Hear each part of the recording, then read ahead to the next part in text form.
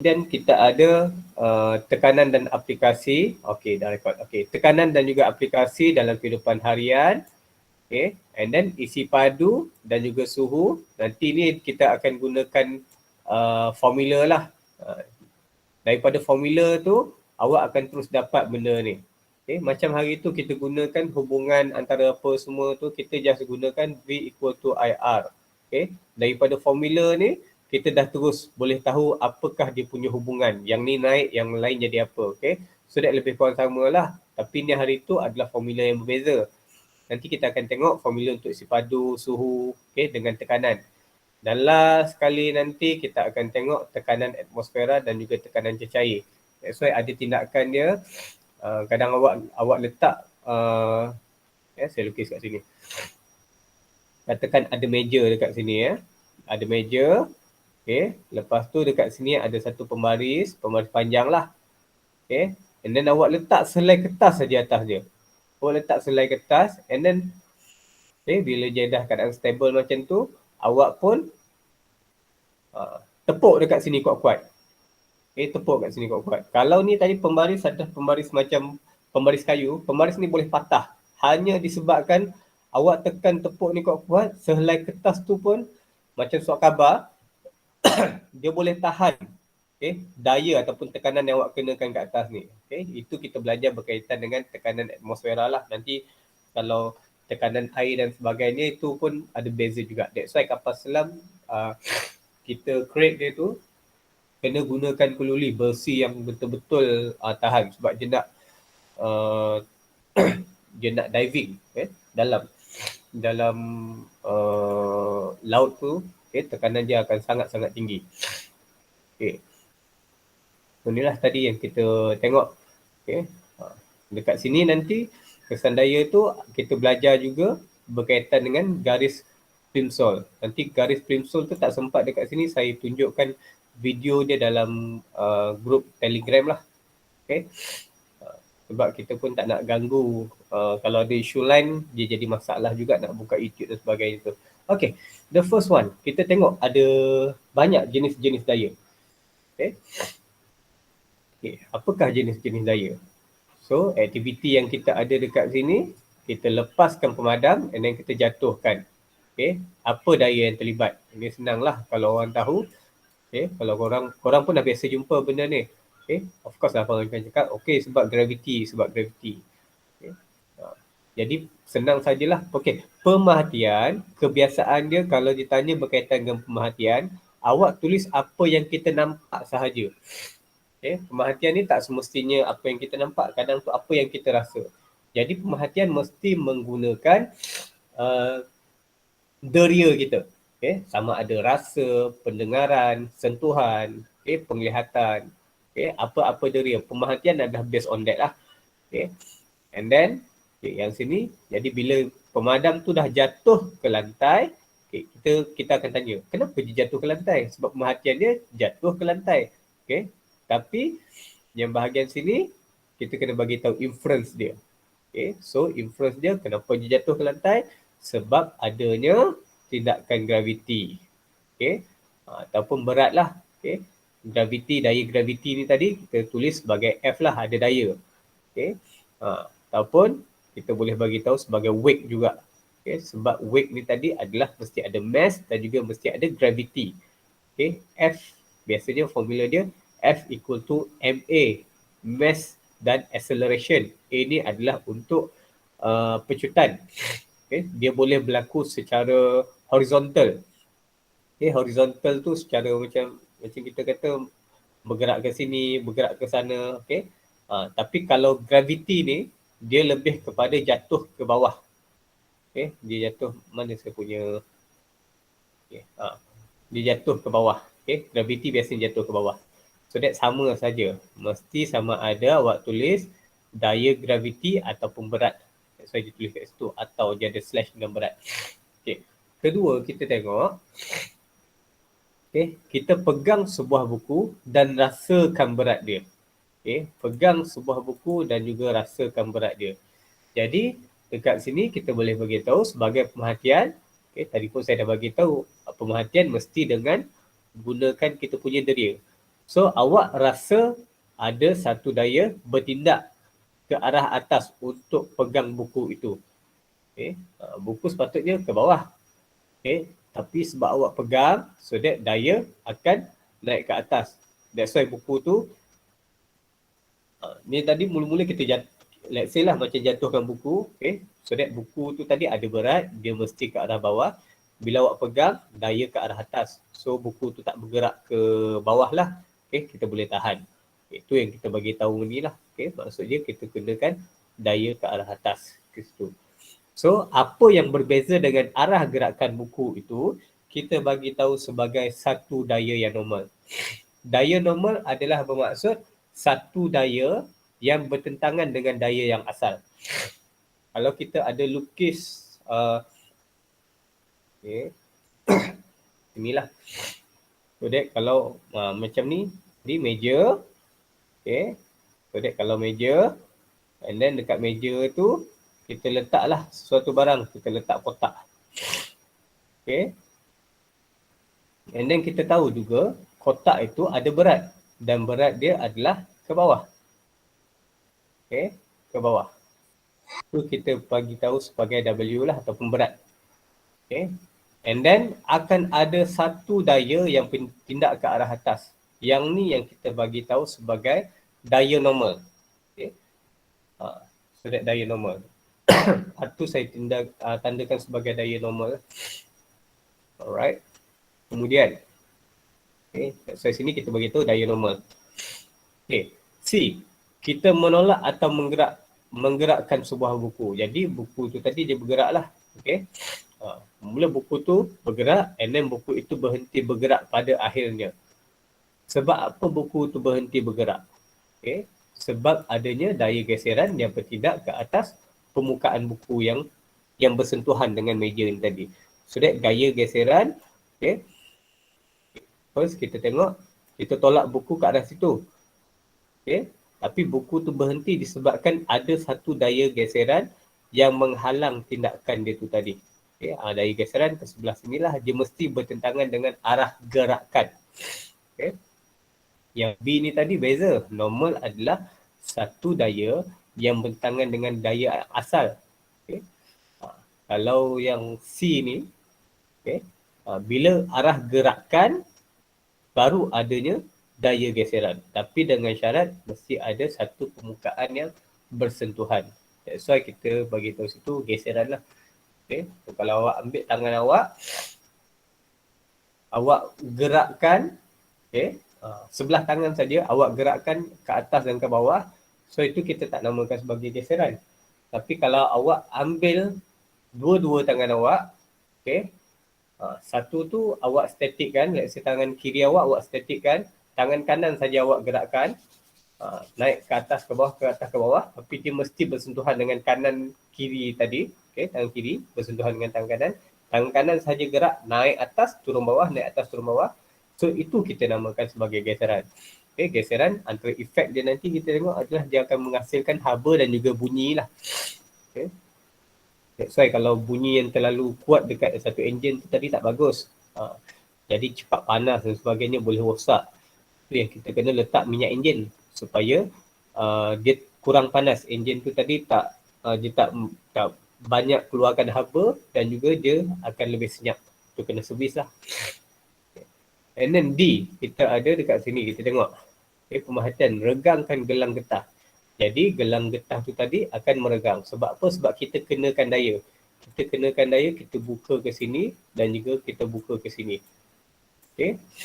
So ada gelang getah tu tadi akan meregang. Kenapa getah ni tadi boleh meregang? Kerana pada getah itu adanya satu daya elastik.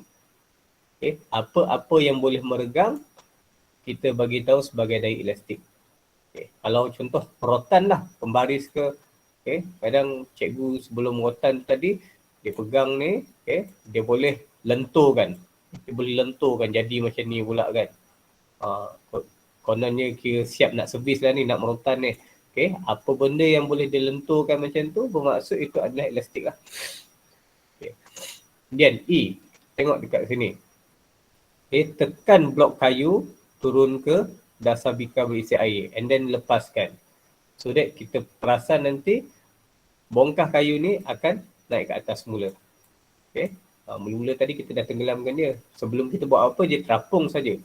So, kita bagi tahu dekat sini ada suatu daya dirasai bertindak ke arah atas untuk mengapungkan blok kayu ni tadi. So, ini kita namakan sebagai buoyant force ataupun daya apungan. Okay. So that air dia ada satu daya lah, iaitu daya apungan. Dia akan bertindak ke arah atas. Okay. Siapa yang tak pandai berenang dan sebagainya, kebiasaannya ada benda ni lah. Okay. Daya apungan ni tadi dia akan bantu awak untuk terapung. Okay. Tapi dengan syarat awak tak boleh kelang kabut lah. Itu ada cara dia. That's why kita ada water confidence sebelum nak buat apa-apa aktiviti air. Okay. Kita tak nak awak lemas. Okay. Dan kita kenal pasti jenis-jenis daya ni tadi. Okay.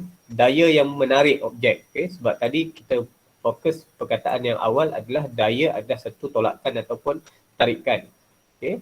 So that ni daya tarik ke arah pusat bumi kita bagi tahu sebagai daya graviti. Dan daya yang menentang pergerakan. Okay. Maksudnya dia tarik lah. Okay. Tarik daripada berbeza dengan arah pergerakan objek. Itu daya geseran.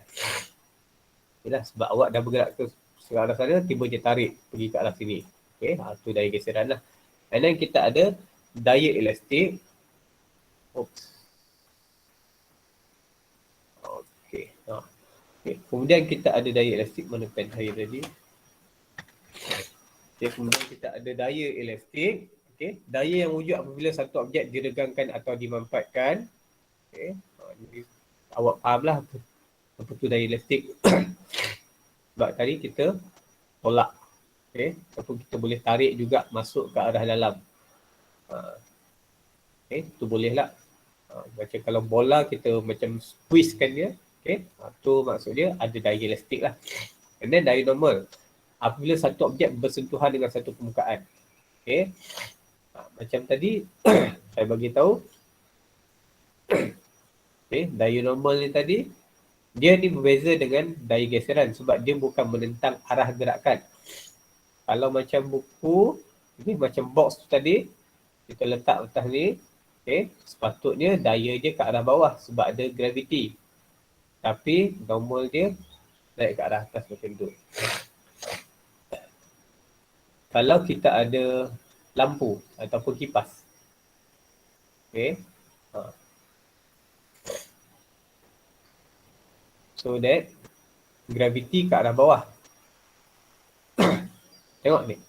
Daya terhasil apabila satu objek bersentuhan dengan satu permukaan. So that dia punya normal ke arah bawah juga.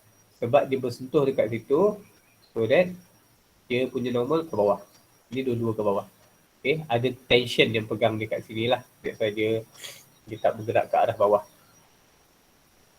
Okay. Kemudian berat, daya graviti lah. Benda yang sama macam tadi. Daya graviti. And then daya apungan adalah satu daya tujuh yang minta kepada satu objek yang terapung dalam bendalih. Okay. And then dekat sini kita tengok. Lengkapkan ruang pasangan bagi daya, tindak daya dan juga tindak balas. Okay. So dekat sini daya apa ke arah atas bila ada satu daya ke bawah. Okay. So X adalah daya graviti. Sebab dekat sini dia ada sama ada graviti, normal ataupun daya apungan sahaja. Okay. So that yang X yang ke arah bawah adalah graviti, yang ke arah atas adalah normal. Okay. Sebab dia bersentuhan dekat sini. So that yang lawan yang pergi ke arah bertangan dan sentuhan mesti adalah daya normal. Okay. Yang ni sama juga. Apa dia X, apa dia Y. Okay. Ke arah bawah biasanya berat mesti graviti. Okay. And then budak ni dia bersentuhan dengan satu permukaan air. So that daya yang bertindak ke arah atas adalah daya apungan dekat sini. Sebab dia ni tadi, budak ni dalam air. Satu dalam air. Okay. So sebagai kesimpulan dekat sini, okay, terdapat berbagai jenis daya iaitu antaranya adalah daya graviti, daya normal, daya geseran, elastik dan juga daya apungan. Okay, ini Kalau apa-apa yang yang berkaitan dengan air, mesti adanya daya apungan lah. Itu senang cerita dekat situ. Okay. Next. Okay. Dekat sini kita tengok ada satu alat pengukuran. Okay. Neraca spring. Neraca spring unit dia biasanya adalah dalam Newton. Okay. That's why kalau berat, okay, kita ukur dalam Newton. Kita ada jisim ataupun mass jisim. Dan juga kita ada weight, iaitu berat. Okay. Jisim ni unit dia adalah kilogram. Tapi kalau berat, unit dia adalah Newton. Okay, berbeza antara dua ni. Okay, awak kena tahu betul. Sebab kadang-kadang dia bagi dalam kilogram. Ataupun kadang-kadang dia bagi dalam gram. Lagi teruk dia bagi dalam gram. Yang ni dia bagi dalam 100 gram. Awak kena tukarkan dalam unit daya. Iaitu mesti dalam unit Newton. Okay. Macam mana nak tukarkan dalam unit Newton? Kebiasaan dia kalau 1 kilogram. Okay. 1 mass tu kilogram. Lepas tu dia ada tindakan graviti. Okay. Tindakan graviti dekat bumi ni. Untuk silibus awak kita bagi tahu sebagai pecutan dia adalah 10. Okay. So that 1 darab 10 bermaksud 10 Newton. Berat dia akan jadi 10 Newton. Kalau dia punya jisim adalah 1 kilogram. Kalau dia punya jisim 100 gram, first thing awak mesti tukar dalam kg. Okay. Tukar dalam kg. So that dia akan jadi 0.1 kilogram. So 0.1 kilogram nak tukarkan kepada Newton darab dengan 10. So akan jadi 1 Newton sahaja berat untuk 100 gram itu tadi. Yang ni faham tak? Cikgu, saya tak faham sangat. Tak faham sangat? Okay. Ya, sebab ini unit pengukuran bagi daya ni sangat penting. Sebab ni semua digunakan dalam unit Newton. Okay, Newton. Rajah A dia suruh awak baca. Nanti awak dapat 5 lah. Okay, rajah B dia minta awak ukur. So that jawapan 4 Newton. So that bermaksud dekat sini unit pengukuran dia, okay, sebab kita ada unit dan magnitude tadi. Okay, untuk daya, okay, dia ada unit. Okay. So that daya ni, contoh dia tadi salah satu dia adalah berat. Okay, tadi ada berat, ada graviti, okay, ada daya apungan. Okay, tapi apakah unit bagi daya? Okay, unit bagi daya mesti dalam Newton. Sebelum ni awak belajar macam-macam unit, iaitu unit bagi masa. Okay, SI unit. Okay, bagi masa. Okay, kalau masa, kita time adalah mesti dalam second, iaitu saat lah.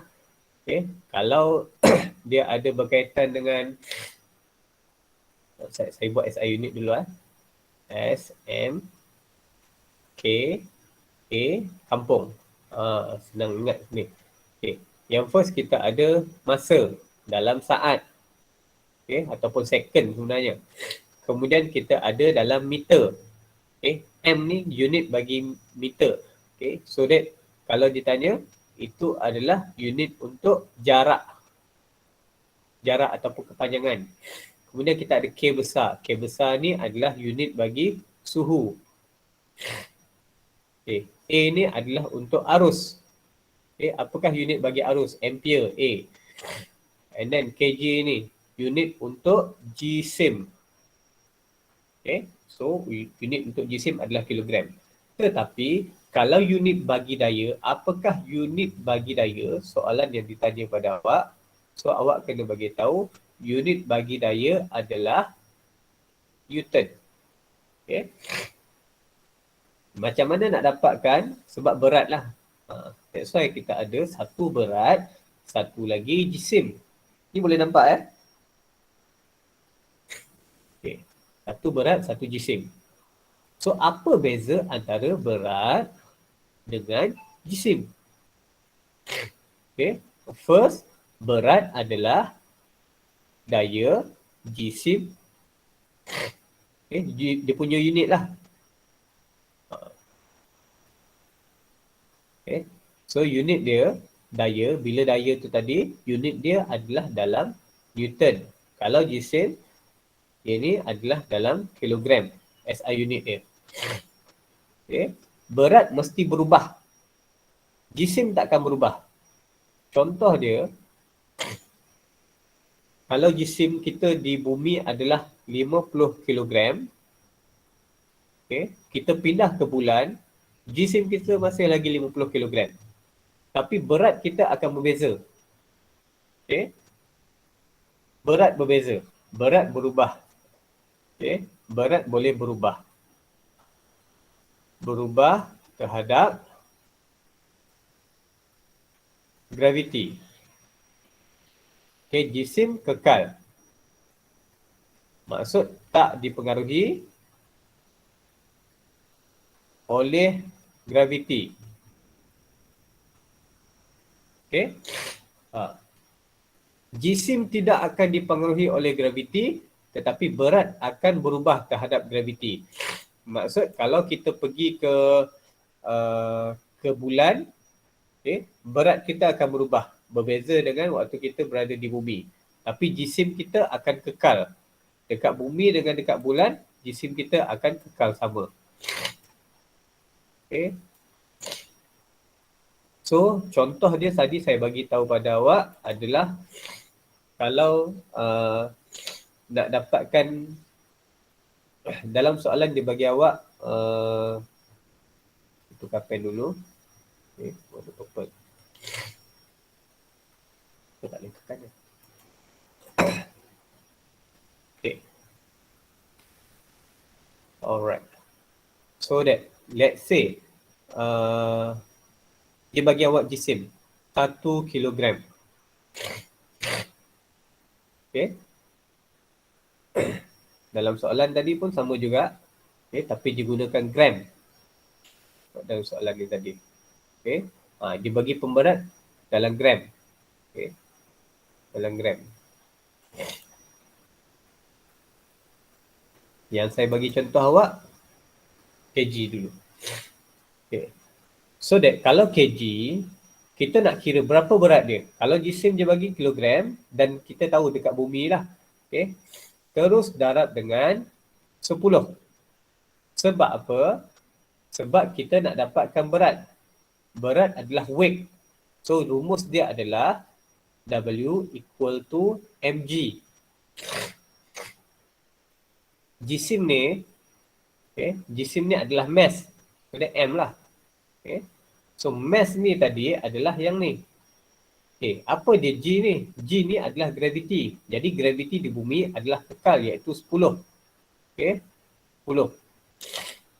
So kalau ni tadi kita dapat mass dia adalah 1 kilogram, darab dengan 10, awak akan dapat 1 darab 10, 10 Newton. Okay, tengok balik saya beritahu unit bagi berat adalah Newton. Okay. Unit bagi jisim adalah kilogram. Faham tak ni? Faham, cikgu. Okay, ingat unit bagi jisim adalah kilogram. Unit bagi berat adalah Newton. So kalau dalam soalan dia bagi awak jisim dulu, dia tak terus bagi berat. Okay. So awak terus darabkan dengan angka 10 je. Tapi ada soalan jahat. Okay. Katakan dia bagi, okay, pemberat dia adalah 50 gram. Okay. And then dia gantung pada satu neraca spring. Okay. Dia gantung pada satu neraca spring.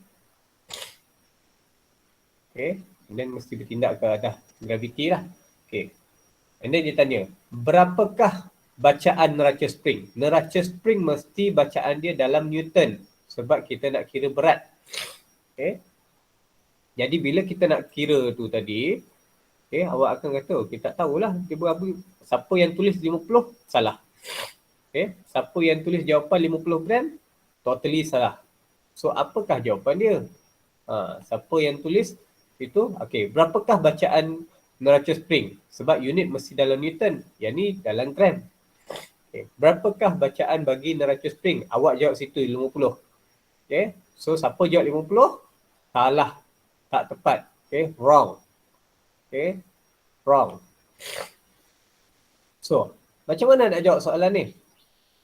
First, nombor 1. Yang ni tukarkan kepada SI unit dia, iaitu dalam kilogram.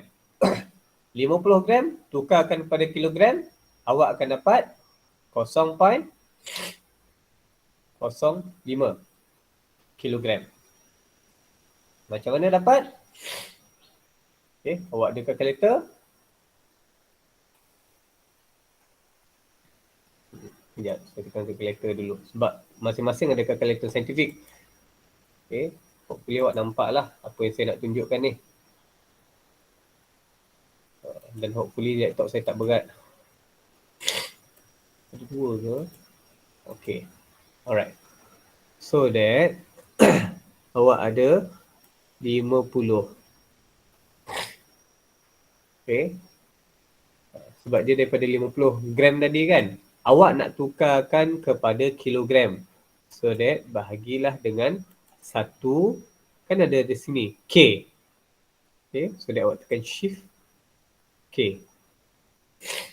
So that awak akan dapat jawapan 0.05 kilogram. Tu cara nak tukar dia. Gram kita nak tukarkan kepada kilo. Jadi tu yang ada K situ maksudnya kilo. Form 1 dulu awak dah belajar dah. Tera, giga, mega semua tu. Cikgu Rasidi ke ajar dulu? Form 1 dulu siapa ajar? Ya, cikgu. Cikgu Rasidi. Okay. So kena tengok semula. Okay. Form 1 dulu awak dah belajar apa? Saya kena padam ni. Okay. Kena tengok semula apa yang awak pernah belajar masa form 1 dulu, iaitu first dulu saya pergi kat sini. Okay. Ingat dulu kita ada satu iaitu kita ada tera, giga, mega. Okay. Tengok gaya mat. Kalau kilo, okay. Desi, and then kita ada senti, okay. Kita ada mili, kita ada mikro, okay. Simbol mikro ni, okay. Kita ada mikro, and then kita ada nano dan kita ada pico, okay. Ini semua ni berkaitan, okay. Cuma yang biasa awak akan apply adalah sekitar sini saja. Kilo sehingga kepada mili. Kalau kilo maksudnya 1,000 lah. Ataupun dia tulis dekat situ 10 kuasa 3. Maksud ada 3 kosong. Okay. And then kita ada dekat situ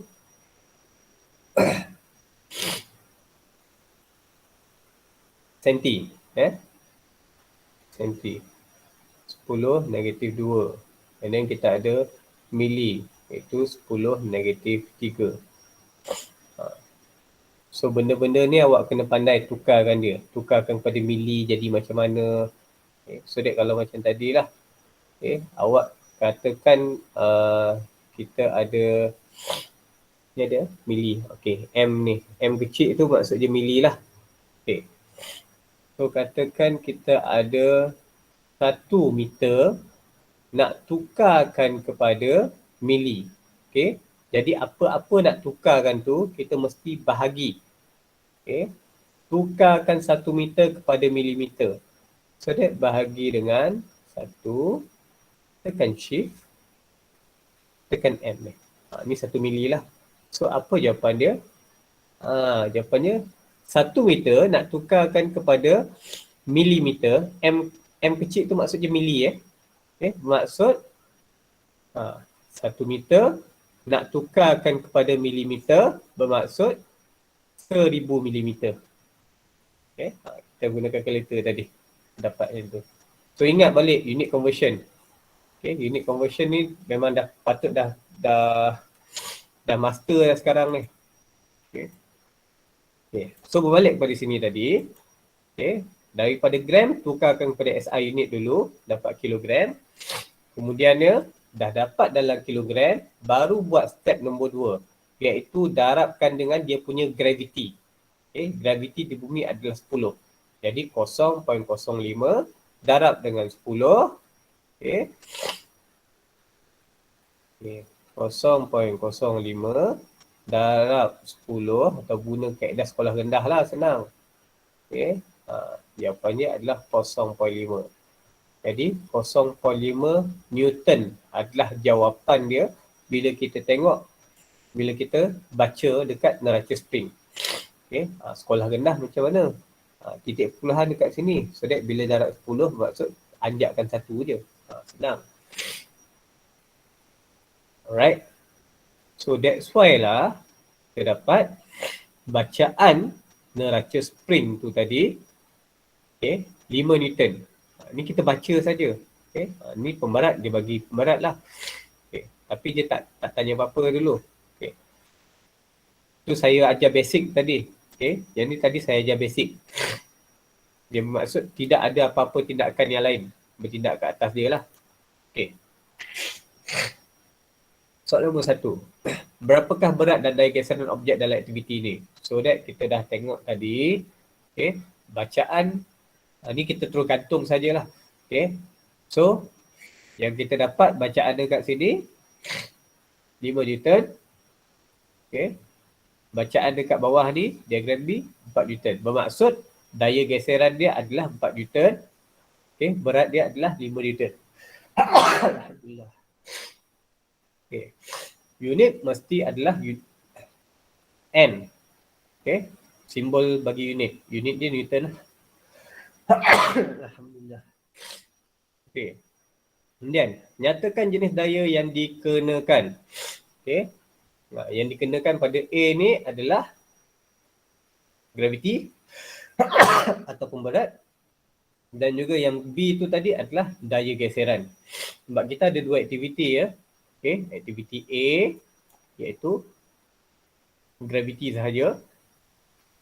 Dan juga aktiviti B iaitu kita ada permukaan bersentuhan. Alhamdulillah. Okey, kemudian lukis anak panah arrow pada rajah A dan B untuk tunjukkan arah tindakan setiap daripada daya. So dekat sini awak kena lukis yang lain tu kena padamlah, okey, supaya dia tidak mempengaruhi.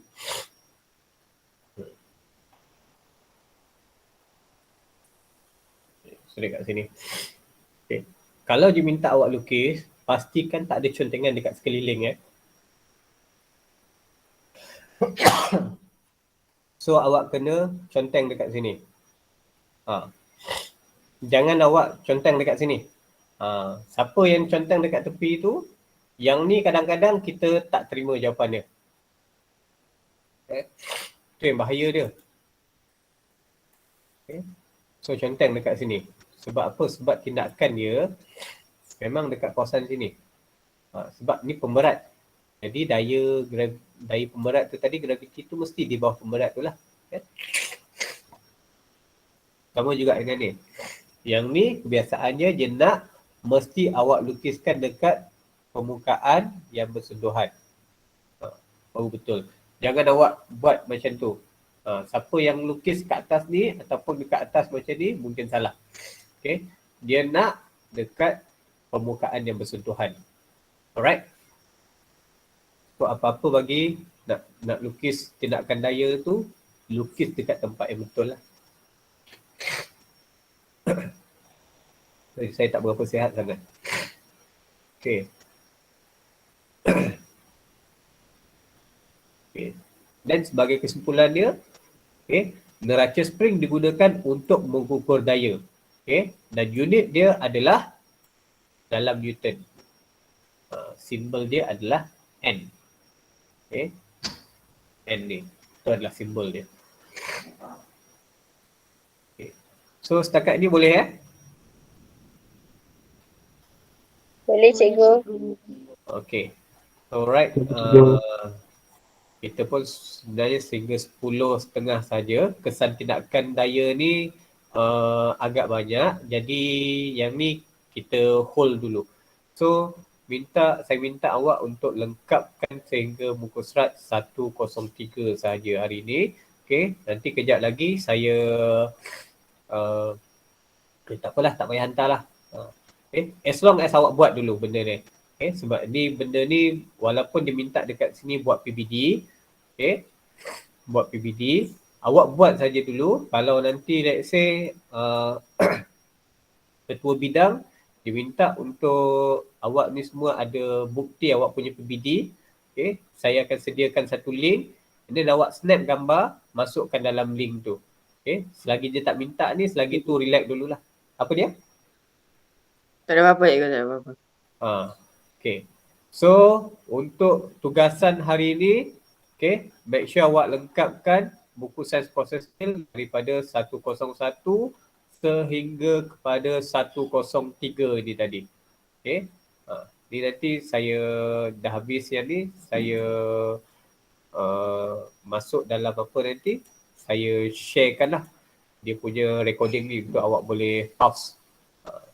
Okay, so that itu saja untuk hari ini. Tajuk dia, siapa yang tak isi lagi kehadiran, tolong isi bab 8 daya.